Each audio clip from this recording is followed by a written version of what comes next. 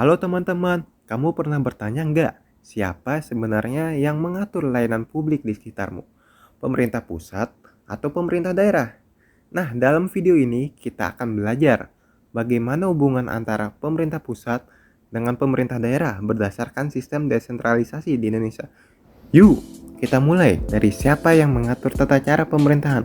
Pertama, hubungan antara pemerintah pusat dengan daerah adalah pembagian kewenangan antara pemerintah pusat dengan pemerintah daerah untuk menyelenggarakan pemerintahan secara efektif sesuai dengan prinsip otonomi daerah dalam negara kesatuan.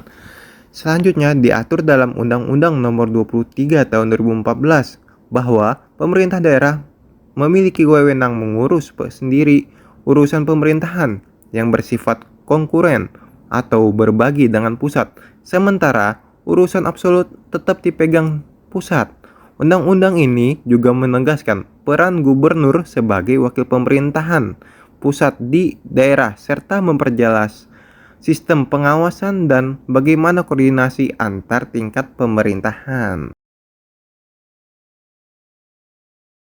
Kewenangan pemerintah pusat dan pemerintahan daerah diatur dalam Undang-Undang Nomor 23 Tahun 2014 tentang Pemerintahan Daerah. Undang-undang ini juga mengatur pembagian kewenangan antara pusat dan daerah berdasarkan prinsip efisiensi, akuntabilitas, dan kepentingan nasional.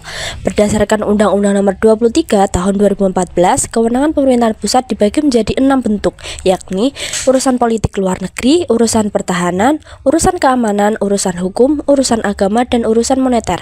Selain itu, pemerintahan pusat juga memiliki kewenangan dalam urusan pemerintahan konkuren yang dibagi dengan pemerintah daerah.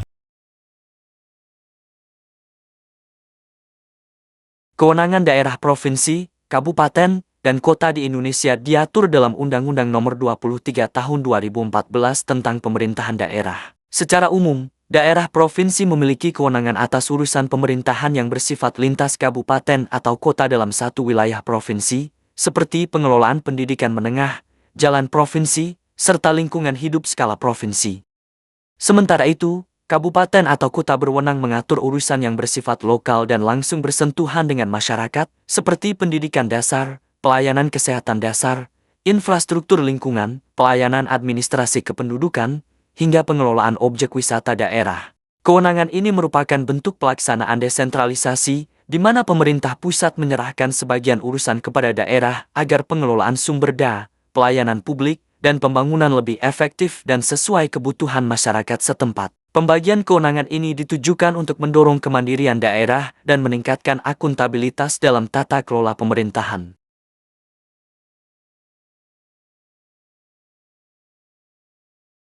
Kasus nyata dalam hubungan pusat dan daerah yang ada di Indonesia ada di Kabupaten Bojonegoro, Jawa Timur.